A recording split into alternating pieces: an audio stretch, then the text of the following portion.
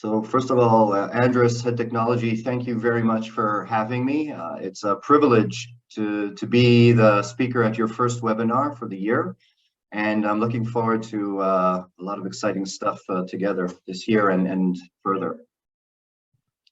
So first of all, everyone, it was written on the chat. If you have questions and so on, please write them in the Q&A, questions for me or for us.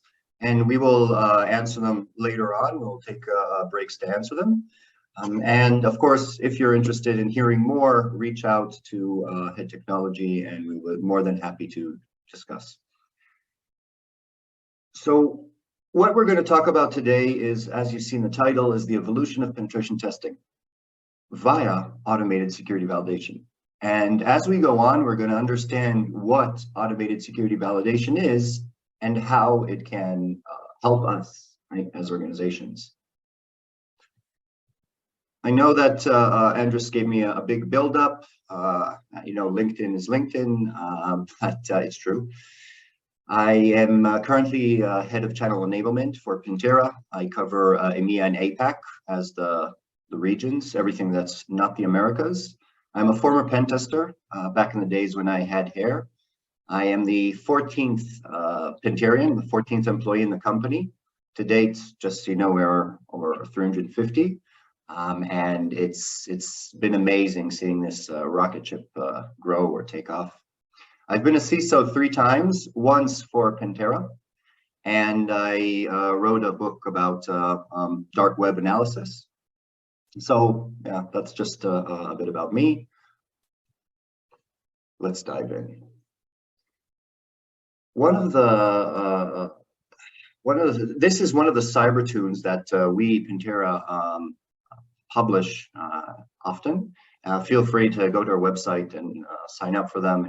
They're cute, but then putting that aside, what I like about this specific one is that it shows exactly how we as defending organizations are behaving or what we're trying to do.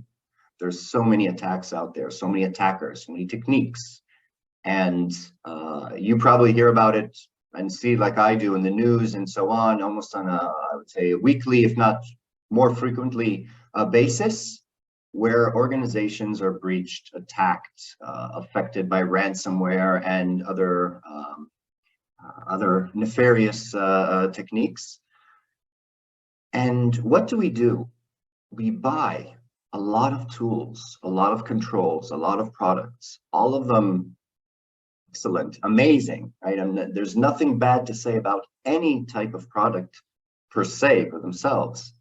The problem is that the breaches keep on happening. And then, of course, we have to deal with aftershocks. Fingers crossed that no, but it is something that can happen. When we look at the organization, there are many of those controls there, right? We have defenses for the internal networks. We have the EDRs or DR types of tools, the monitoring tools, the automation of the responses tools, and so on. And we have, of course, the external attack surface, which everything that's there, we're trying to protect. If it's using WAFs and other types of tools, if it's allowing connectivity from the outside in via VPN, many, many ways to defend the organization. But the question arises, are we confident of the cyber exposure and risk? Think about that. Now let's break it down and understand, can we really be fully confident or not? And these are just 3 examples or 3 gaps that organizations face when looking at their security, when looking at what's going on and how are the defenses working and all those things. Basically, is the security program effective or not? So the visibility gap is the first one. Organizations use many tools to manage their assets, to try to create inventories and understand what they have and what they can see in the network. But attackers look at the network in a different way, and they see, as you can see in that circle, different attack surface, or look at the attack surface in a different way, which the defenders aren't fully defending. You have a prioritization gap, which is a tricky one, because as security people, we have been following general doctrine, for years, because that's what we knew. We always remediated or prioritized remediation based on CVSS, based on the severity score of a CVE, of a vulnerability. So what did the attackers do? They evolved. They don't look for the critical ones, or they don't search for them intentionally, but of course, if they find one, they'll try to exploit it.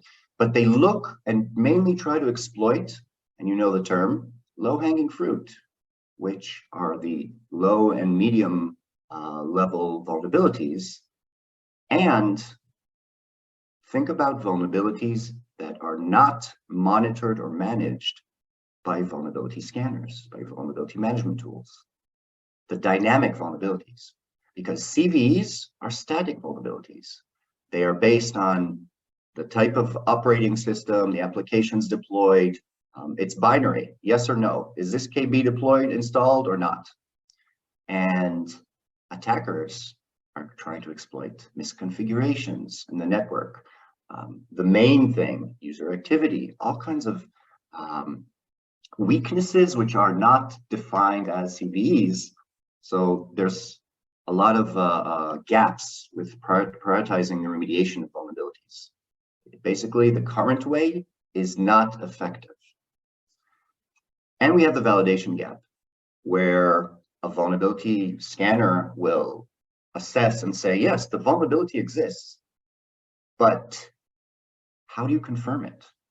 You need to make sure that the vulnerability really exists and not based on an assumption or an assessment.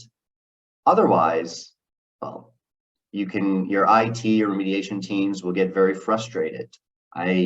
Before, many years ago when I was in IT, then I did remediation and I hated it because from time to time, quite often, I get not applicable messages on the patches that I try to deploy, or the specific remediation that I tried to deploy or to configure simply was not correct for that situation.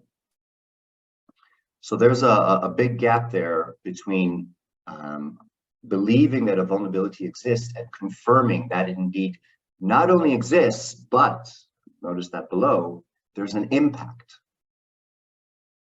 Think about false positives. There's so many out there from many tools. If you don't validate that the vulnerability exists and is putting the organization at risk, is impacting the organization in some way, you're flying blind, as they say. And this is a shift in thinking that the world, the market is facing now. And don't get me started about the human factor, which I mentioned a bit earlier, but doesn't matter how many tools, how many defenses, how many protocols, processes, all the things that we try to put into place in organizations to defend ourselves. A person can just click something, open something, do something which ultimately exposes or puts the organization at risk. The exposure level of organizations is dynamic. And what does that mean? Over time, as you can see this graph, the exposure level changes. Now, this is very similar to the concept of risk, right? Because risk and exposure go together. In order to understand your real risk, you need to understand your exposure. Because think about this, a vulnerability is found by a scanner, and maybe it's critical, maybe it's the worst vulnerability to ever be discovered, but an attacker can't reach it because the machine is not connected to the network, as an example, right? there's no exposure there. The risk is not real. The machine has to be connected. The attacker would need to not only reach the machine, but have specific privileges. And I'm not talking about also entering, breaching the organization and so on. So the whole concept of exposure allows organizations to understand their real risk, the real impact of vulnerabilities and weaknesses in the organization. And always, well, the goal is, of course, to keep it under an acceptable level.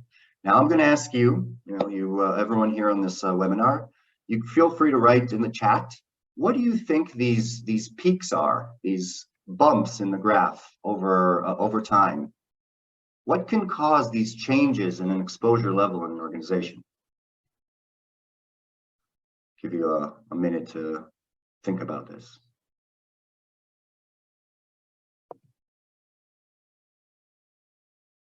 No one? Don't be shy.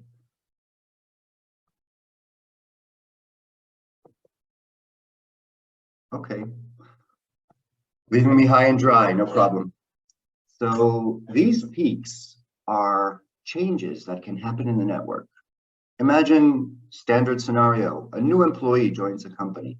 Boom, the attack surface changes. The person receives an account is created for them, a user. It receives access and privileges to multiple systems. They get some workstation, right? A device to work on with a specific operating system and applications. And all of these things would cause the exposure level to change, to shift. Think about larger scale, addition of new networks, introduction of new systems into the organization, change policy, change management, anything that affects the organization in some way. And this happens sometimes every second. Why? Because we as users are changing what's happening in the network while we work, as we work. So the exposure level is always peaking up and down, up and down. Oops, okay, good. So I see, sorry, chat was turned off or disabled, but I can see, yes, definitely rates, so perfect. A new something that is external from the organization, a new vulnerability, right? A new 0-day comes out.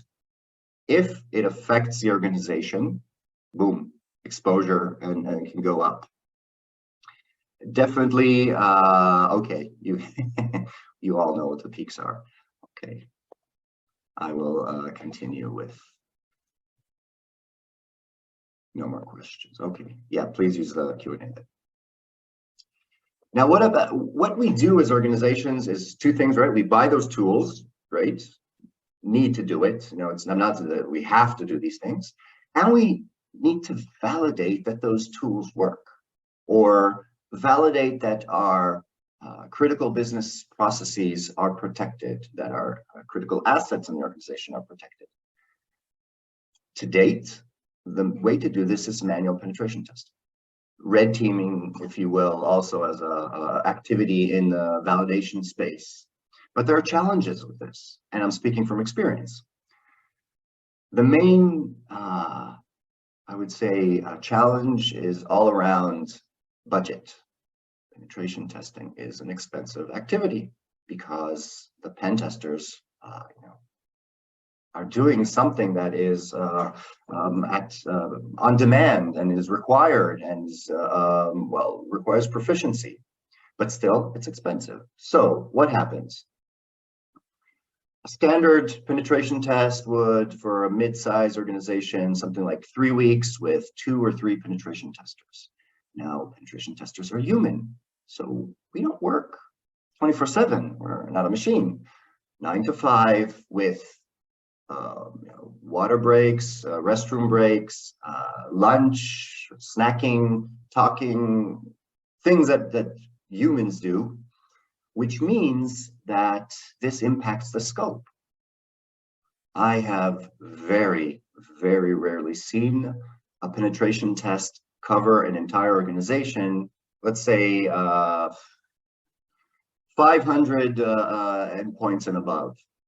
Just doesn't happen because there's no time in the scope of what was configured. It was decided with regards to the price and so on. Now, what about overnight, weekends, holidays? Come on, who's going to pen test over Christmas Eve? I mean, that's something that simply won't happen, right? And what about the inconsistency with quality? So what happens many times is that organizations would send, penetration testing organizations would send the very best pen tester they have for the first time to keep the customer, to get them excited, and it's fun. Next time they would send someone who is a little more junior. They would send me, for example. I wasn't the best, I wasn't the worst. It was okay. So they'd send me. And maybe another time, a few years in the future, they'll send someone else who's junior to learn, to get better. But the point is that every time you can get different results, because the quality of a penetration test is defined based on the experience, the knowledge, the capabilities of the penetration testers. And think about the organization itself that's being pen tested. It's a project for them. It's something that they need to manage. They need to provide the penetration testers with somewhere to sit, to host them, with all that entails. So there are a lot of challenges around manual penetration testing, when ultimately the result is that organizations have an annual penetration test. Some of you may argue, hey, but we see organizations that do it every 6 months, every quarter. Amazing. I wish more organizations would do that.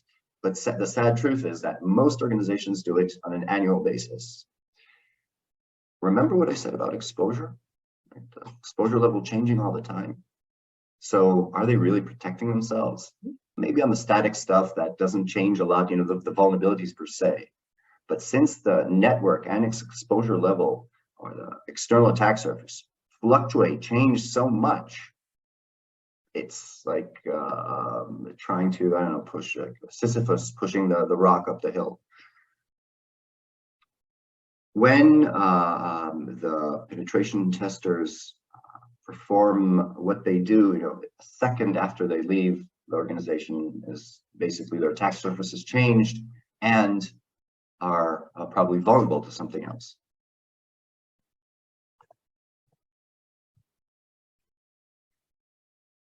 So what we did, and most of the company are ex-pen testers, cyber researchers, people who have worked in cybersecurity for years. We came to an understanding that due to all that, we need to automate. We need to provide something which would help us, or the organization, the world, right, with a click of a button, enable organizations to validate their security posture, to make sure that everything over time is truly protected. Oh, I see a question here. Nice. I will answer that question. Thank you for that. We will get to there. Because now is where we're going to talk about the automated security validation. Until now, it's manual. Fine, that's the situation has been so far. And now let's talk about the future, which is Pentera. And that question is a very valid one, which I'm going to answer as part of the explanation here. The Pentera platform, we developed a platform which has, it's a platform which will validate the entire attack surface of an organization, both internally and externally. So think about your network internally in the organization, that can be validated, and your external attack surface, your websites, your services, your domains, everything that's exposed on the internet, you can validate both of them with one platform. Now, let's understand what Pentera is. First of all, let's start from the bottom. These are, you can say, this is the attack surface that Pentera can cover. It can do the internal network, it can do cloud, it can also do web applications and access to networks.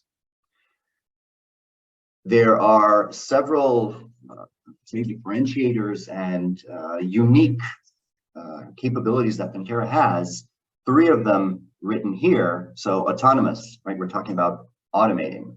So Pentera can, and we'll see this in the demo, can be configured to run per your decision, let's say per schedule, and continuously validate the organization. Now that question on the Q&A, so Pentera is safe by design. A minute ago, I talked about the manual penetration testing. What Pentera does, or some of the operation modes or the methods, let's say, are automated penetration testing. So the question of is it safe or how is it safe is critical, because Pentera is developed and designed, or designed and developed to work in production networks or the external attack surface as well, during work hours as well. And it's designed to be safe from the bottom up or top down, depending how you look at it. Our product team, when they develop the requirements for the product, design them to be safe. The research and the R&D develop everything in a safe way. And what does this mean? So first of all, we develop the attacks and techniques, the exploits. Even if you see something that you're familiar with from the market, let's say an industry standard exploit, we reverse engineer them and rebuild them from scratch where there is no malicious code in them. By design, Pentera will also not perform attacks which could harm the network. There's no denial of service. Why? That's like an attacker announcing, "Here I am." And the vast majority of attackers don't do that. Buffer overflows. Again, why? Very detectable, and thus expose the attacker. Pentera performs techniques which use obfuscation, which fly under the radar, as we say. Why? Remember its goal. Remember the discussion. Security validation. Pentera is here to, not to hack an organization, right, just for the fun of it. Pentera is here to safely and ethically validate all those controls that we were looking at earlier, all those solutions and technology that we purchase in order to defend ourselves. But it will also help validate your processes, your protocols, the teams themselves, the detection team, SOC team, incident response, forensics, blue, red, purple. All those teams can benefit from Pentera because it's safe by design and you can run it whenever you want.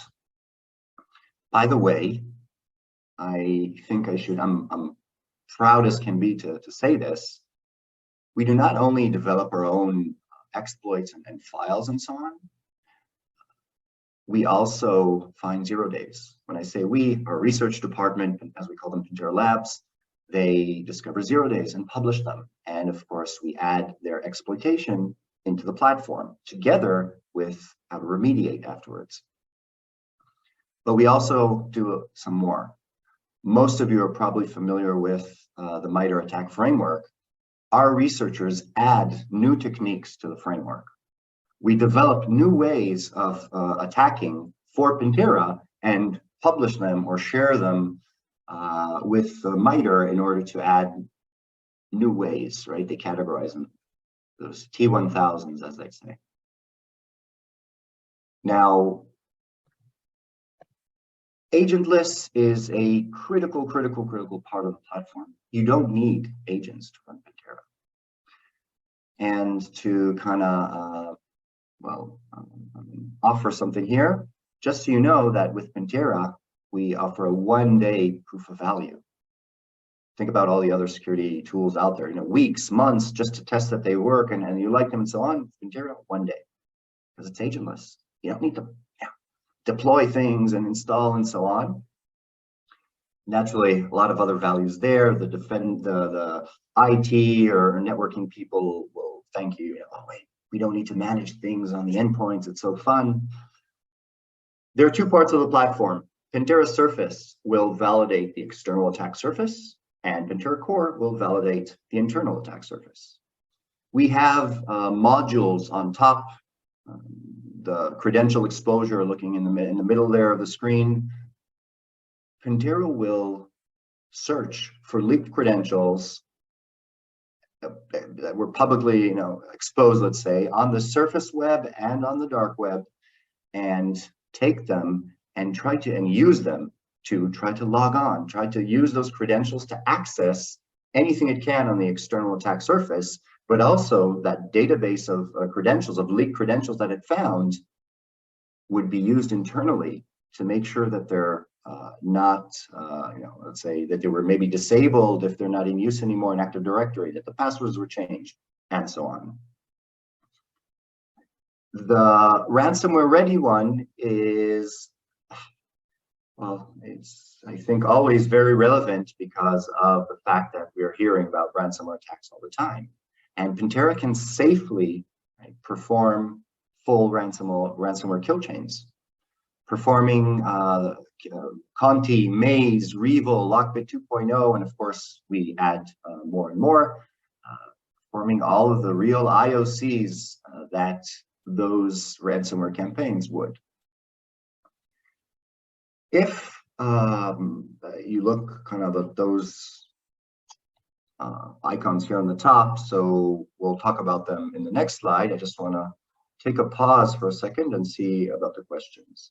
So how is Pentera safe? I hope I answer that. By design, in the product, the code is safe. We develop everything by ourselves, and naturally don't do, like I said, any attacks, don't perform any attacks or techniques that could cause harm.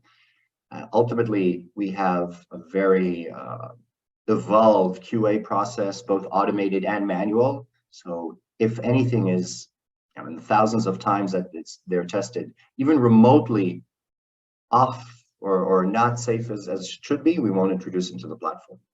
So I hope that answered the question. Is it possible to perform credentialed scans? Of course, definitely. We'll see that when we see the demo, I'll show that we have a gray box and other options. And the credentials are stored in the platform, in the database, on premises, inside your organization. No phoning home, no sending us, anything like that.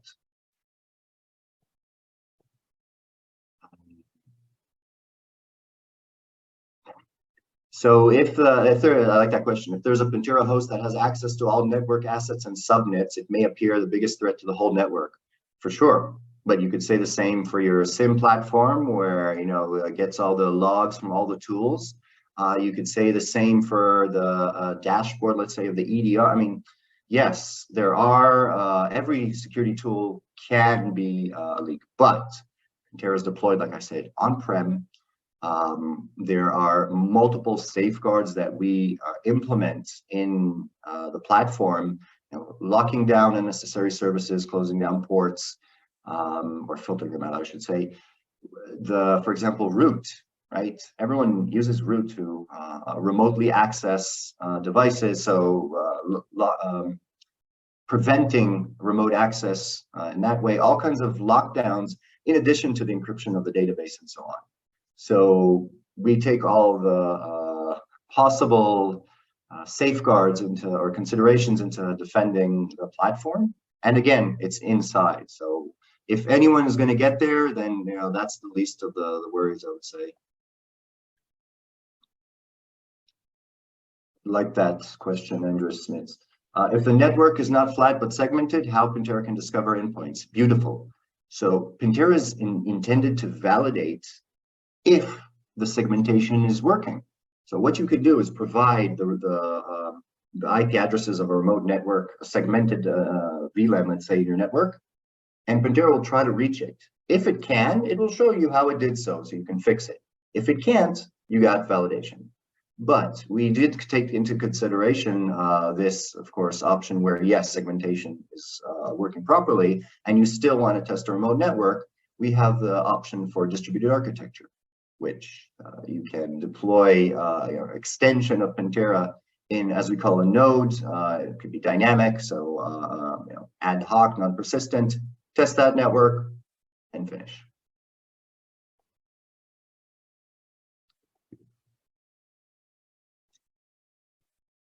Let's take a look under the hood for a second of Pentera and kind of understand what it does on a high level, of course. So we call this the validation cycle or the wheel. And if some of you may look at it and say, hey, this looks familiar. Yes, because these are the more or less, I would say, the steps of a penetration test, where Pentera would start, depending, doesn't matter which attack surface, internal or external, but performing reconnaissance, mapping out what it can see, what it can find, diving into, of course, whatever it can based on the level of access. Now, Pentera has several operation modes, which we'll see soon. The one that we always do in POVs is black box, no credentials, no pre-existing knowledge about the network. You just would tell Pentera the scope and let it find. Then Pentera would perform, I like to call it, or we like to call it more, vulnerability analysis. And why is that? During the testing scenario, the way that Pentera works in the validation mode, it will look for what really puts an organization at risk. Exploitable vulnerabilities only. And they can be high, medium, low, doesn't matter. For those of you who don't know this, around 5 to 7% of the existing vulnerabilities are exploitable. Only 5 to 7%. It fluctuates every year more but that's the average percentage. And we as organizations keep on trying to fix everything at once, or let's focus just on the critical ones. The main factors, the two main factors that organizations look at: severity level of the vulnerability, right, the CVSS score, and the criticality of the asset. We find a critical vulnerability on the domain controller, on the database server, on a file server, we're going to jump on that. So the attackers know this, like we said. Okay, they say, let them deal with that. We're going to find something that's low level. To them, it doesn't matter the CVSS of the vulnerability. They are looking for those 5 to 7% that they know can be exploited, that they have exploitation for, they have a way to do something. And that's what Pentera does. It will look for anything that's exploitable in the network, both static, like the CVEs, and dynamic.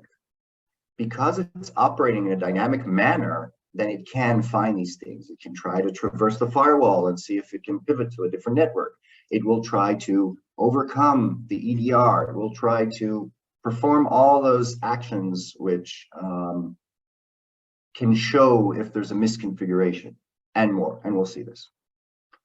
Sniffing credentials. Well, Pentera will try to obtain credentials in any way it can, harvest them if it's from, in this instance, from the network traffic, and then do several things in parallel. First, try to crack the passwords. Pentera has its own cracking engine, allowing it to perform cracking of various, I would say, levels of passwords, and then using those passwords. But when you think about it, wait a minute, we can also relay, we can pass the hash with the hash itself without needing to crack it and gain access to various machines. So Pentera will do that as well. Pentera will also try to inject malware. We call it Penteraware, but still, malware is a more known term. And it's important to note, remember, safe by design, nothing malicious, nothing mal in Pentera's code or files, but it will validate the defensive tools, the anti-malware tools, or the EDRs, or anything that's supposed to protect devices from malicious code. Should validate them. It does validate them. Now, one of the advantages that automation has over human penetration testing is the continuity, the data gathering, the continuous feeding or let's say, pouring information into a funnel, and then at the end is the decision making. And that's what Pentera is continuously doing. Every action, every piece of information it collects, it goes into the brain of the system, and the decision of what to do next. Oh, I found an open port. Let me probe it. Then, it's open. I can see there's a service running behind it. Let me connect to it. Let me try to open a reverse shell. That's the what it keeps on doing all the time, as humans don't. Because, like we said, you need to stop, break, context switching, and as much as some people believe, we can't really multitask. Humans can't really multitask. It's fast context switching. A machine can multitask. Lateral movement and pivoting. Some of my favorites. Many organizations swear that their firewalls and their network segmentation is bulletproof, and then Pentera just finds a way in.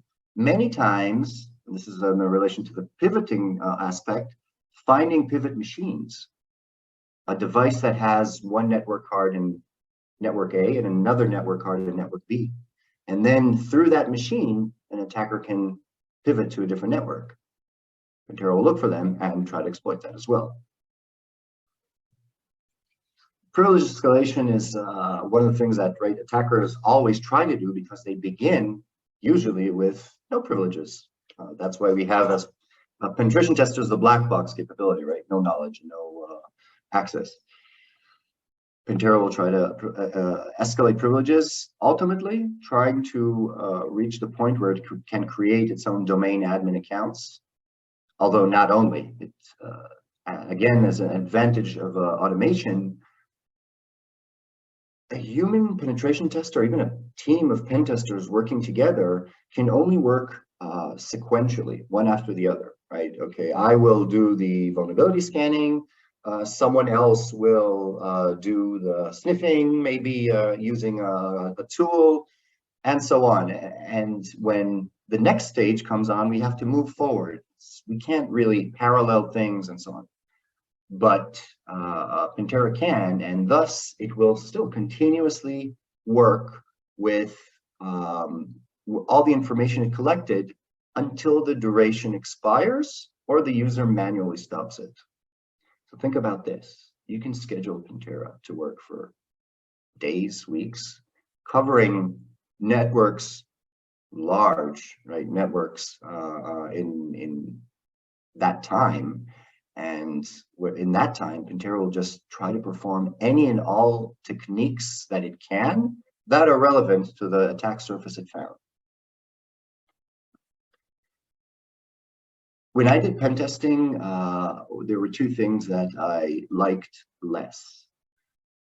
I didn't like reporting so much, and there are cool parts about it, but the fact is that the reports were like this thick if you printed them out. And many times, as much as an organization, a pen testing organization, believes that their template is the best and so on, they're missing out on a lot.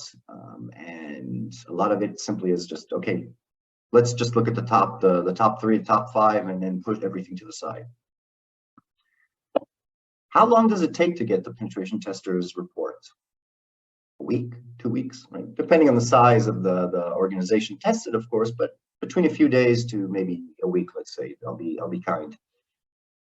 Pentera can generate the report between seconds to minutes. Again, not a fair comparison, because it's a machine. It doesn't need to write everything and do all those things that we as human pen testers do. And then the cleanup. Pen testers are human, so we forget residue. If it was an account we created, a service on a machine, something changed in the registry, files we put there, whatever it is. And well, many times we need to go back and clean. And so Pentera will clean automatically at the end of the work cycle, let's say, at the end of the duration of the scenario, and remove everything. But you also have a forensic report, which we call the footprints report, where you can see everywhere that Pentera did something which requires cleanup, and was it indeed cleaned up or not. And if not, you can activate ad hoc cleanup. But I'm diving into details there, which are less relevant right now. To recap on those cool features or capabilities about Pentera, it's agentless, it's safe and real, right? Or it's real and safe. It's autonomous or automated, if you will, and it's comprehensive. It covers both parts of the attack surface of organizations. Questions?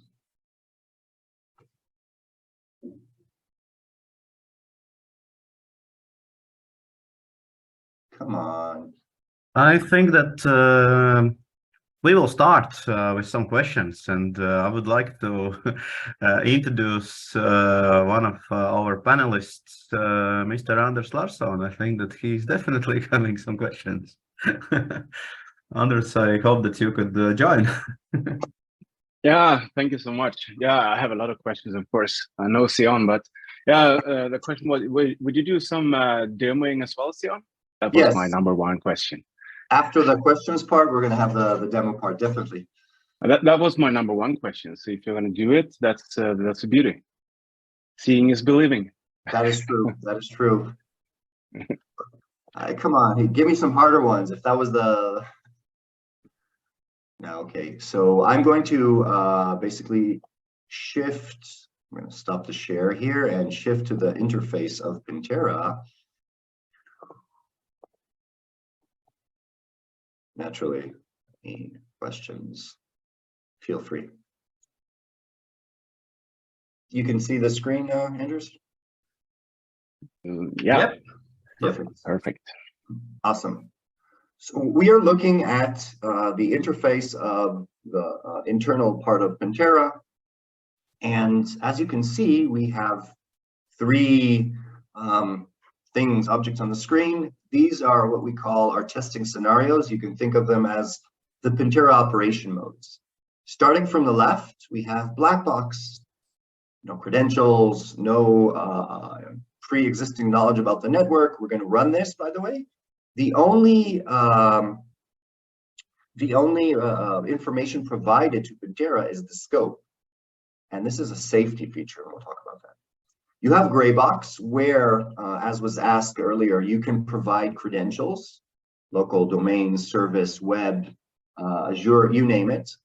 And this naturally would allow validating various use cases. What would happen if, that's why we call it what if, an attacker obtained the credentials of the CEO's personal assistant or the head of R&D or see what group configurations, what the result is for grouping and user implementations.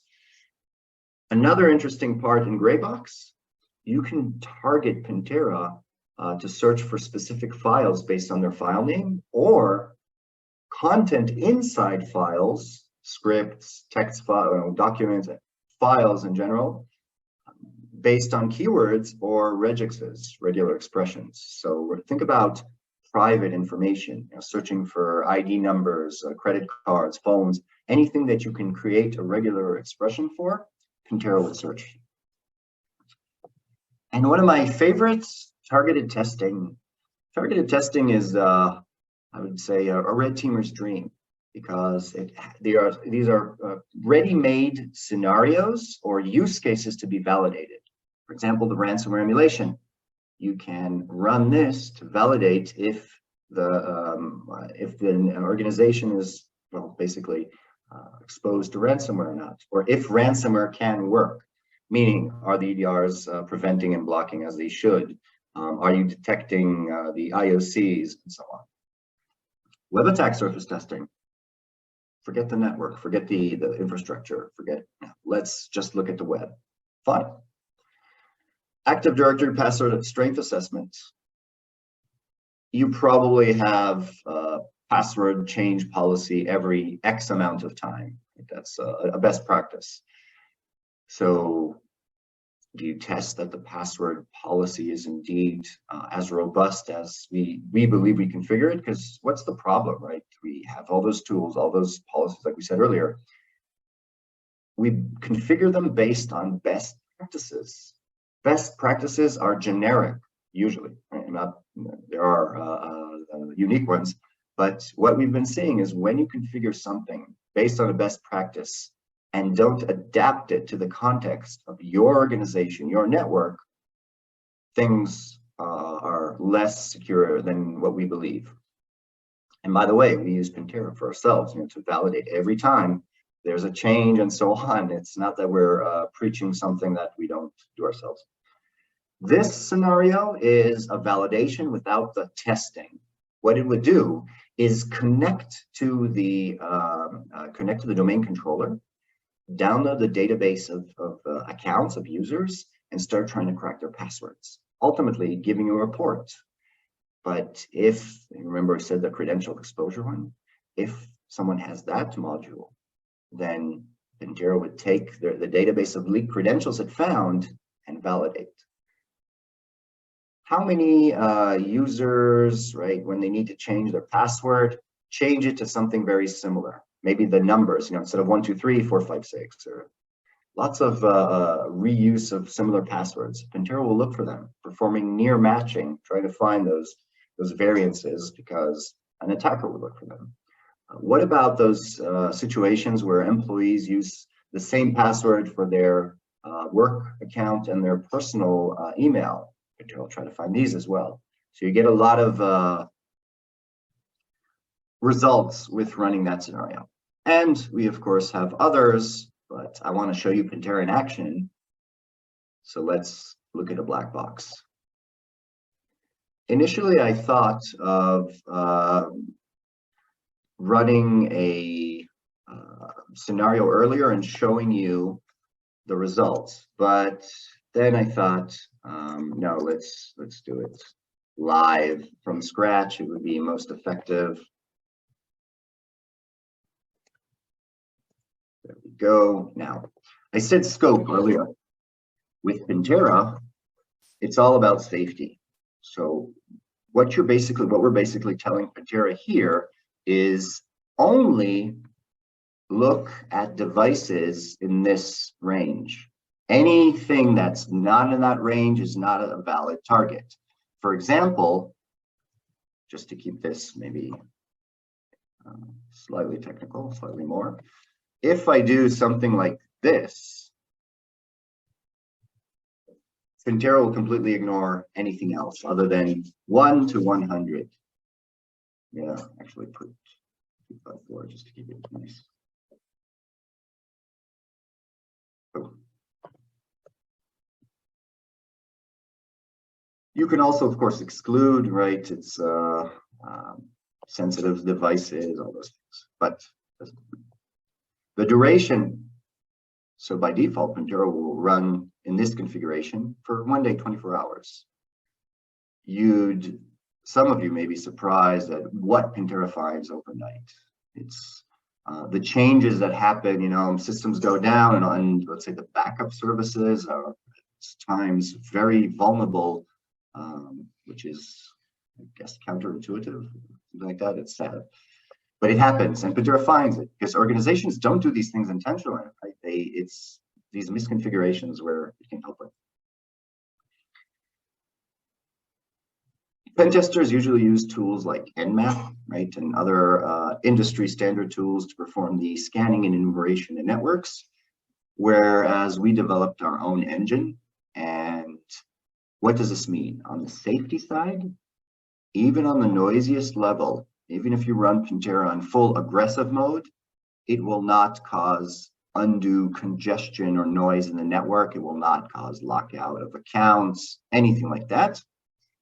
Why? Because we encapsulated the packets and we know exactly, we're controlling exactly what's going on there under the hood. Well, what is this feature actually?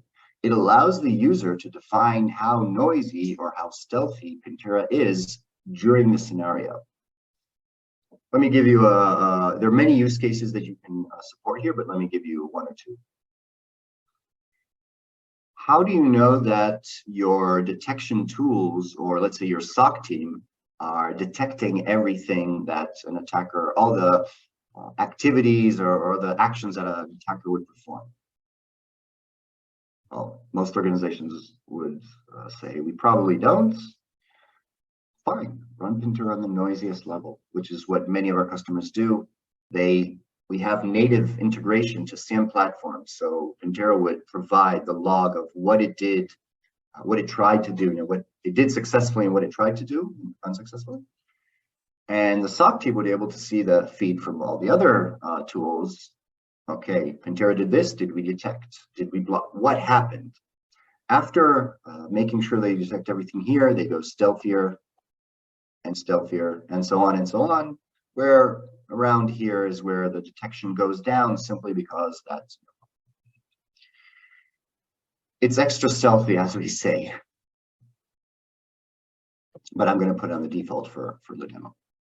Now let's look at the configurations. So I'm going to touch upon two things. Everything here, as you can see, I didn't do anything to prepare. It's pre-configured to be able to run quickly if you want. This is the most important, to require approval for exploits. This is another safety mechanism, and it's similar to the rules of engagement of a manual penetration test, where let's say the pen tester says, hey, I can exploit this, and would ask the customer, can I exploit this? So it's the same thing, except in the system, and we'll see. You can do for others, and as you can see, there's a lot of automation here of Pentera actions. Scheduling, just to show, we're not going to use scheduling now, but just to make the point of what I was talking earlier, and remember the exposure level. Fine. Schedule Pentera to run daily, weekly, monthly, whenever you want, and you can do this for various scenarios. So think about this. Every 3 months, you would run Active Directory password assessment. And on scheduling, you don't have to do things, configure it once. You would run black box every week, gray box every month, and since you can schedule all of these, right, you're basically covering your organizations. Or, you know what, maybe you work for a large enterprise and you won't cover the entire organization in one go because you need to segment it, right? You need to manage the remediation better. So using Pentera, the scheduling, you can cover the entire organization, let's say in a week, instead of months or weeks. So this is a very powerful tool, including the fact that you can get notifications for Pentera on, well, basically when the scenario ends, you get the report. When there are approvals waiting, so you don't need to, you can go drink the coffee, Mai Tai on the beach, whatever you want. Let Pentera do the heavy lifting, as we say. Okay, I just created I clicked create and run, which will start it. As you can see, I'm pointing your attention to here, running, and we are live.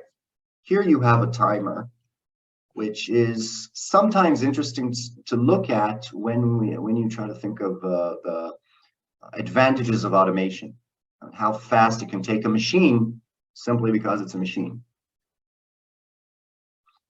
Here in the middle, you can see the current activity, what Pentera is doing now. Another thing which I like as opposed to the manual penetration test is that the customer, let's say the user, has visibility into what's going on in the test, in the validation. Manual penetration test, usually you get the pen tester sitting with the shell, with the console, and running commands and the scripts. Usually, right? That's how the market sees these things.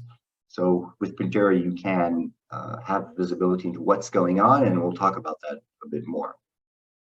Here below, you can see the devices that Pentera discovered. They are being, as you can see, the colors there are gray and blue, and we'll see that's because Pentera is performing the host enumeration on them.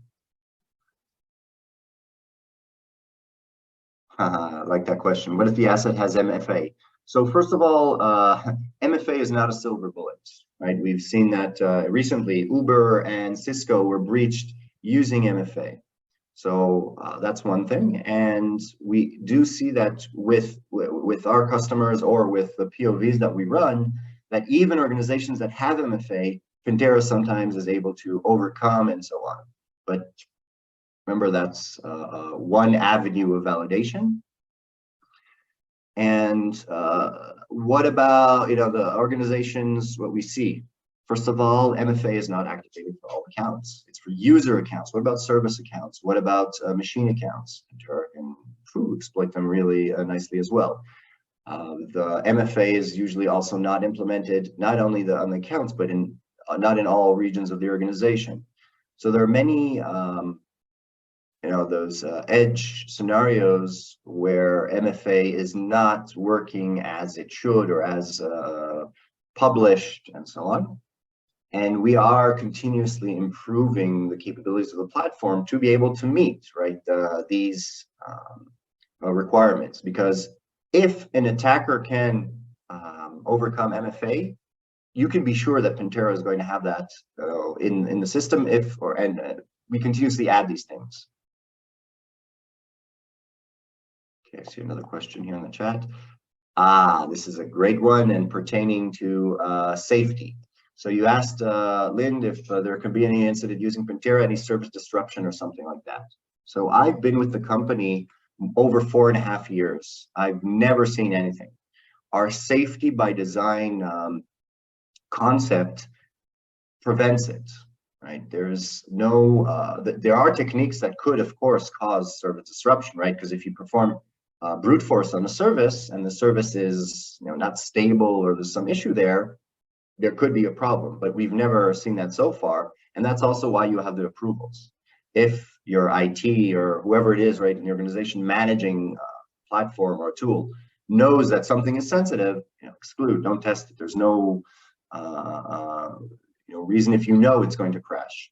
But I haven't seen, and I'm speaking as a veteran in the company and as a person who is pretty familiar with the platform and so on. Doesn't happen. Okay, you can see that as I was answering, the discovered devices filled up and started becoming, most of them are blue. You also may notice that there are machines that are blinking here. This means that Pentera is working on them. And if you want to know what, here you go. Pentera is performing Linux operating system and services enumeration on this one, or did already, now on the 51. So you can always know what's going on, which is very helpful. Let's give it a second or two to evolve, let's say. And in a second, we'll see.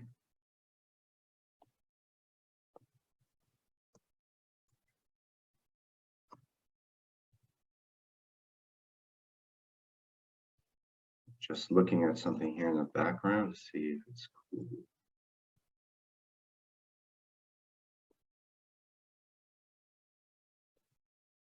I can see here that there is a device that became red. Now, what do these colors mean? Well, as with other systems, the severity or the criticality of the results, we have here two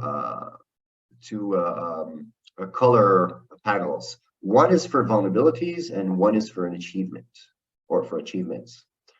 What is an achievement? Good question. An achievement is, boom, timing is everything. An achievement is the result of a successful exploitative action. It could be passive, like capturing credentials over SMB, or it can be active or intrusive, like injecting a payload onto a host, malware, performing a hooking, injecting hooking malware into a process, things like that. As you can see, the achievements are piling up. And what we can see on the right side as well are the approvals, those actions that Pentera wants to perform, and it's asking the user for approval. We'll look at them in a bit. what we can see here, just I want everyone to see that there are all kinds of CVEs, right? We said that Pentera will look for both the static and the dynamic. So there are all kinds of CVEs that Pentera is looking for because it suspects that they may exist there.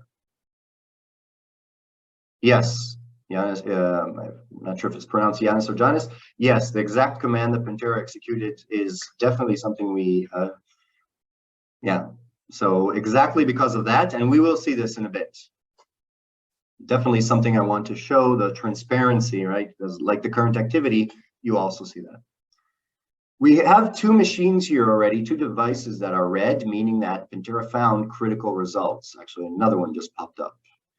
And if you remember in the beginning, I did not add credentials and everything was black box. Now, yes, this is a demo lab. There are machines which are, I would say, slightly more vulnerable than usual, but this environment is designed to emulate a real production environment. There's user activity, devices go up and down, there's services working in the background.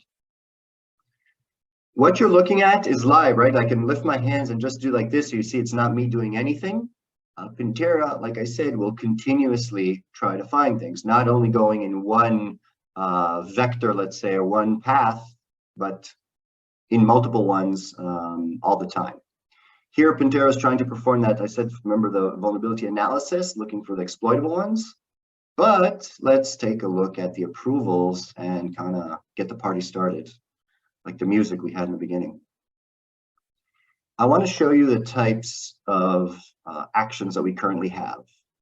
And this is contextual, right? As the scenario evolves and Pentera finds more things, we'll see other. So I like this one, extracting browser credentials. Oh, notice this, Pentera verified that it has a domain admin's password, a clear text password. We'll understand that in a bit. So now what I'm going to do is I'm going to choose all these 15 actions where Pentera will try to extract browser credentials from hosts.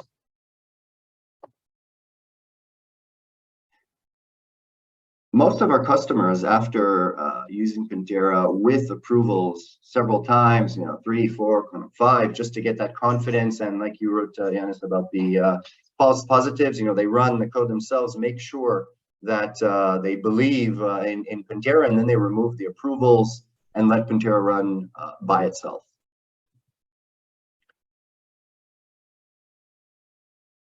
I like the questions here, Lind. So this is we release major versions around every 2 months, minor version every month, or if there's a we introduce a hot fix, if there's a new 0 day or something, which is indeed something that can put an organization at risk. It's not just a buzzword and everyone's, oh, but it really has impact, then we will add it and push out a hot fix. So it's a question. The user controls if and when Pentera communicates with the repository, not vice versa, right? It's not, we have no idea what's going on in your machine in that aspect. And you can say, okay, yes, reach out to the Pentera repository based on the fact that we would tell you, hey, there's a new update. So it's basically every month and a half, the short answer. Okay, moving the chat so I can see. Ooh, nice. Things have been happening here while I was looking at the chat. So you can see we now have 236 approvals. Remember the time I said earlier, looking at 10 minutes, almost 11 minutes, and Pentera has, well, basically has taken over the network, if you will, right? Domain admin. But it's not stopping and it's continuing. You can see that it's finding based on the information it keeps on collecting and the achievements, right? Every time it has an achievement that allows it to progress, allows it to perform a new technique or a new attack that it couldn't before, you get more severe results and, of course, more approvals. And if I look at these achievements here, there are 32. You can see that number, right? 32 here. 32 of these achievements of all kinds of types. We will review them in a bit. because that's where the cool stuff is, in my mind. I just want to prove a little more here, and then we'll shift over quickly. I do want to show you that the achievements, and then some of the reports, and I'll finish.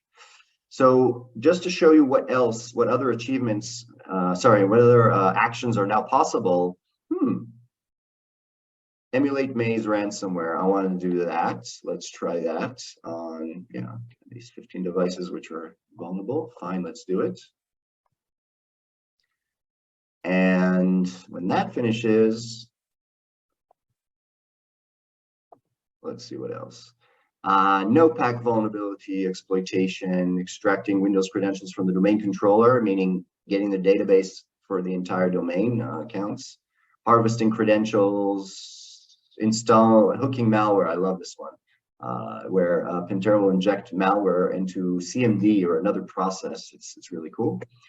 Malware download is also a cool one where, just to show you, we write this. Download binaries with known malicious static signatures. Remember, Pentera is about validation. We want this to validate the EDRs and anti-malware tools that they're detecting the low level, the usual suspects, those files, those binaries, which if they're not triggered, if the EDRs aren't triggered, something's very wrong. Sadly, we see it a lot, but it's a different story. Okay, and I'll just give these as well, and then we will go look at other things. Question. Interesting question, Oleg. How can user control the data leakage after Pentera found? What does that mean? The data leakage from Pentera, the stuff that it collected, or? So if you could provide me more detail, I'll be happy to answer that. And Lind, okay. So, sorry, I'll answer Oleg first.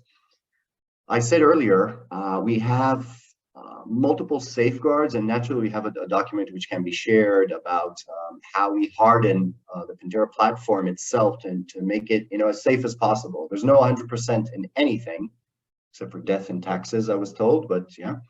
And with what we do is encryption of the database, removal, like I said earlier, of services and ports that are not in use, locking down the system as much as possible. And of course, since you deploy it in your organization, your network, and it's under your control, you would be able to, control the access, the leakage. There's also multi-factor authentication, or 2FA for Pentera users, so you can have that for access there. Lots of safeguards in place, and happy to share the document if needed. Okay, Lynn, you were asking, after Pentera test report generation, does it provide mitigation techniques? Oh yeah, that's definitely what we're going to see. So hold that thought, please. I'm going to go there momentarily.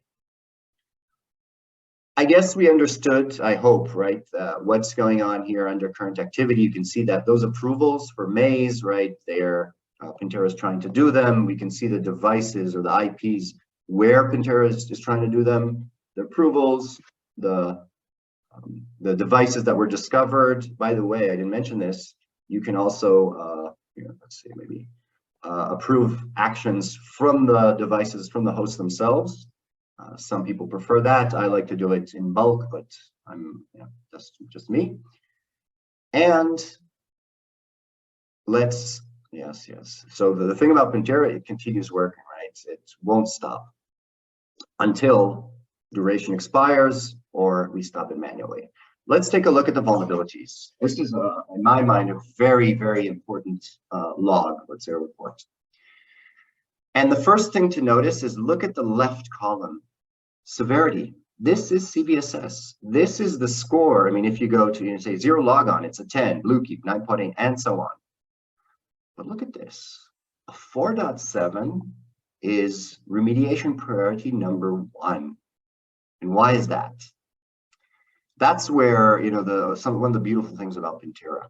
It looks at the risk, it looks at the impact, it shows you the result of real exploitation and what an attacker can do and how.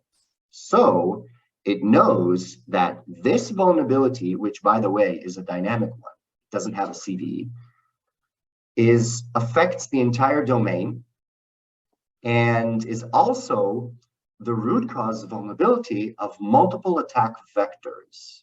Now, in a minute, we're going to understand what that means, but keep that in mind, of course.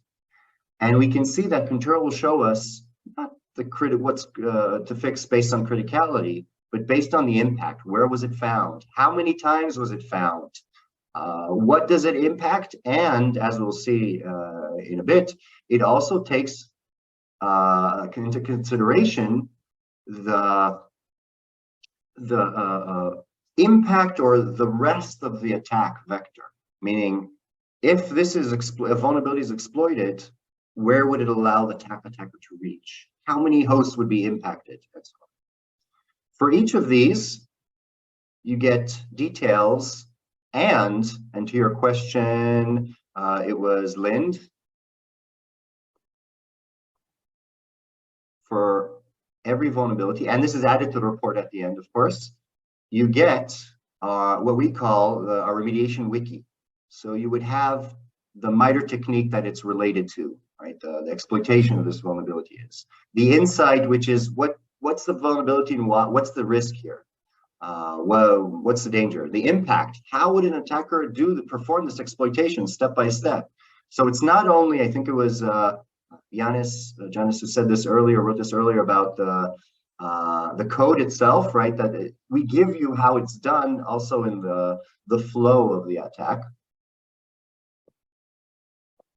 And remediation recommendations, multiple ways with screenshots, step by step. I'm scrolling fast because there's a lot here. And ultimately, we tell you, technical enforcement. Sometimes it's just restart the server after you update. But sometimes you need to do other activities as well. And then, and this is the most important related to the validation and the automation, how to use Pentera afterwards to validate that that vulnerability was indeed remediated properly. No more waiting for next year for the next annual penetration test, which is not valid anymore.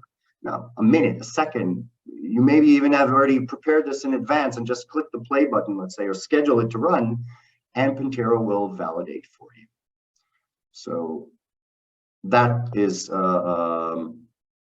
yes, so Marcin, I hope I'm pronouncing the name correctly. This is exactly what I was talking about, the hardening, security hardening suggestions. This is it, exactly. We would provide what the risk is, what's the vulnerability, how is it exploited. For some of them, we give you the exact code that Pentera would run in the remediation as well, so you can see, but I'll also show it now inside the UI. Okay, going back to here. Beautiful. 20 minutes in almost, and you can see things are continuing, but let's go back and look at the cool stuff. Ah, nice. So we have two 10s here. One is verified domain admin account clear text password. Let's take a peek. And for those of you who have not seen this before, welcome to the attack vector. It's the graphical representation of the kill chain, the steps that Pentera performed. As you can see here, we have several icons. A broken shield is a vulnerability, the color is the severity, and a trophy is an achievement. Again, color coding. You can see here that this 4.7, this is what we looked at earlier, right? This is the information we saw in the vulnerabilities report. Here's the link to remediation. Why is this a root cause vulnerability, if you remember? So look at this. The vector shows you this is the first step that the attacker took in order to ultimately reach the domain admin account's password and clear text. And if I click this button, the only place in Pentera you'll see the term simulate, by the way, it grays out this part and shows us, oh, if we fix this, good, that's going to be blocked. But if I go to here, and by the way, you can show the hashes as well, right, of passwords, or hide them here. So I should fix this one because it'll prevent all the rest. If I fix this one, it'll only. But I want to show you something even cooler. This is a full ransomware attack kill chain, or ransomware vector. My pleasure, Marcin. where you can see that in this scenario, and it's not always a situation, it started with that same 4.7. Let's take a simulate fix peek at this for a second. Now look at that. Everything here was grayed out. So if I fix this, the first avenue of attack, right, the root cause vulnerability will be mitigated and the vector nipped in the bud. You run Pentera again, and then you would find the next root cause and continuously figure out which vulnerabilities have the most impact on the organization's network and remediate based on that. Because you have to remember that if a vulnerability is critical, the attacker still needs to reach it. He or she still needs to get to it. And to get to it, they need to do all the other things from the start. Now, let's take a look at this, and then I'll show the report, and two reports, and we'll be done. So first of all, that we started with that 4.7, where Pentera said that a host can be forced to authenticate by a rogue server. Basically, a rogue, Pentera says, hey, I'm a server in the network, authenticate to me, and then it grabbed this user's hash, you can see here. By the way, by default, everything is hidden. The hashes, the passwords, I intentionally, for the demo, turned it on. Then Pentera cracked the hash using a CPU. It has several levels of cracking, CPU and GPU, we can discuss later. It found the password. Okay, it took it 3 seconds and 460 milliseconds to do so. Then safety, it validated those domain credentials to make sure there's no account lockout, that the account is indeed active, and over SMB connected to this host to make sure that it can use that those credentials. It found that it can, boom, continued, and it found that this account has RC capabilities, remote code execution capabilities on all these hosts. So Pentera opened on one of them a remote control channel. Here's how. And here's for you, I think it was Janis. Here's the code. Pentera executed code remotely on the host using FTP as the engine, living off the land as well. That's a cool thing. The obfuscation method, and here's the command.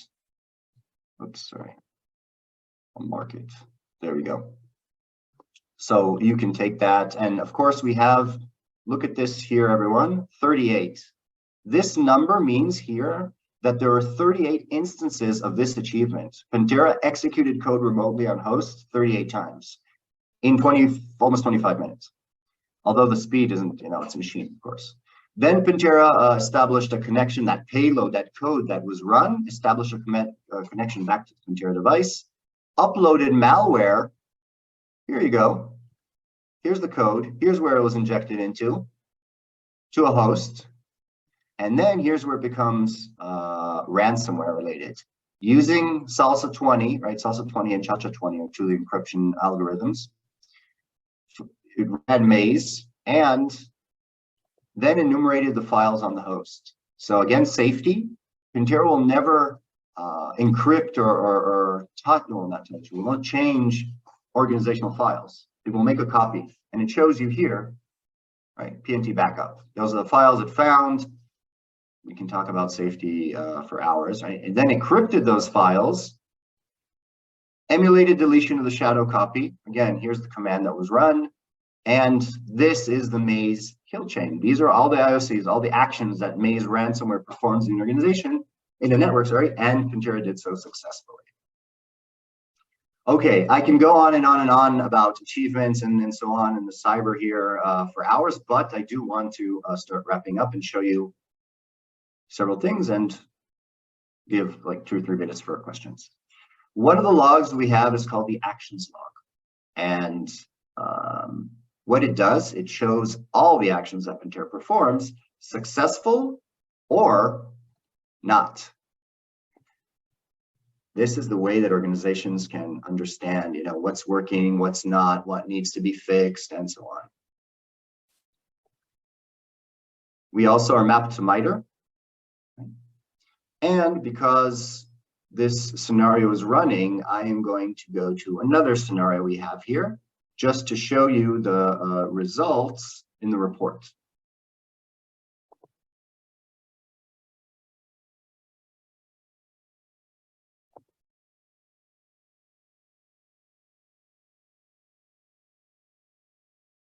Come on.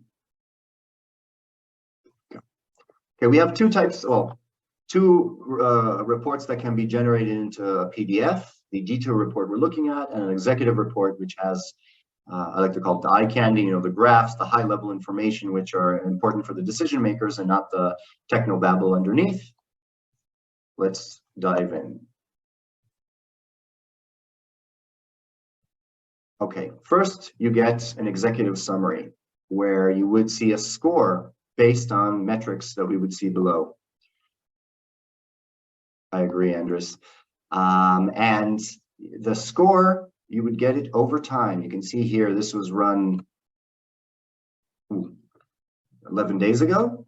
And the next time someone read it, it would get a different score. And then the organization can see over time, are they getting better? Are they getting worse?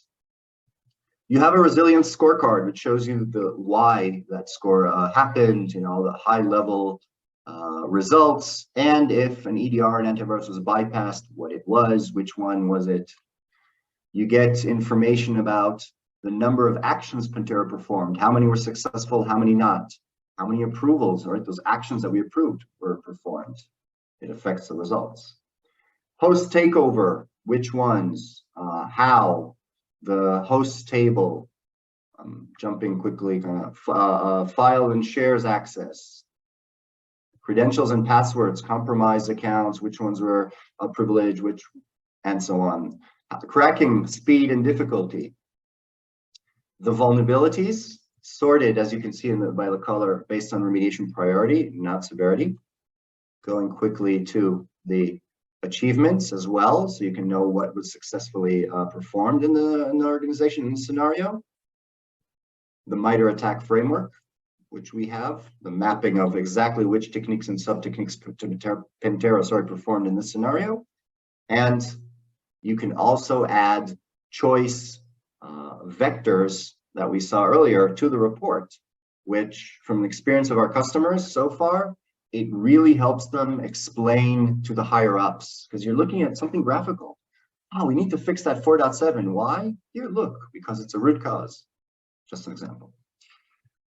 I will stop here, and I can go on for hours and hours. If anyone wants to hear more about Pentera, feel very free to reach out. So that Andres put his details on the chat. Remember, it's a one-day engagement there. You don't need to prepare a lot. Remember, agentless, and we'll be more than happy to show you the value of Pentera in your network.